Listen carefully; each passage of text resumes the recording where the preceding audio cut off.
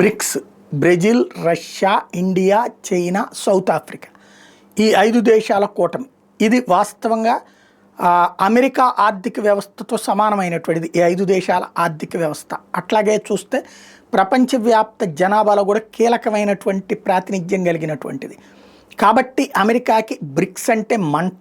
ఎందుకంటే తనతో సమానమైన ఆర్థిక వ్యవస్థ కలిగిన 5గురు ఒక్కటైతే తనని దెబ్బ కొట్టగల సామర్థ్యంతో ఉన్నోళ్ళు, ప్లస్ మానవ వనరులు ఉన్నటువంటి వాళ్ళు, భవిష్యత్తులో 50 నుంచి 70 ఏళ్ల పాటు ఈ ప్రపంచంలో యువ వనరుల్ని అందించగలిగిన వాళ్ళు, నైపుణ్యవంతులైనటువంటి సిబ్బందిని అందించగలిగిన వాళ్ళు.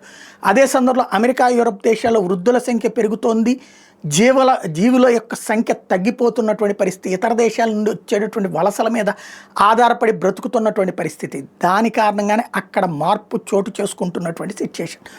ఇప్పుడు కీలకమైనటువంటి అంశం ఏంటయ్యా అంటే బ్రిక్స్ని దెబ్బ కొట్టాలనుకున్నాడు. ఒక రకంగా చెప్పాలంటే ట్రంప్ కోరుకున్న విధంగా బ్రిక్స్లో క్రియాశీల పాత్రను తగ్గించుకుంది భారతదేశం. కానీ ఇప్పుడు ట్రంప్ భారత్కే ఎత్తుపెట్టే ప్రయత్నం చేస్తే బ్రిక్స్కి చేరువైంది, బ్రిక్స్తో మరింత స్నేహ సంబంధాలు పెంచుతోంది.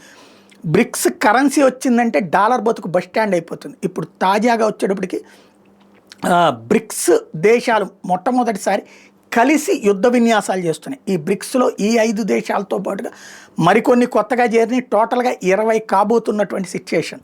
ప్రస్తుతానికి సభ్యులుగా ఉన్నటువంటి వాళ్ళందరూ కలిసి యుద్ధ విన్యాసాలు చేస్తూ ఉండటం అన్నటువంటిది అమెరికాకి పుండు మీద కారం చల్లినట్టు ఉంటుంది.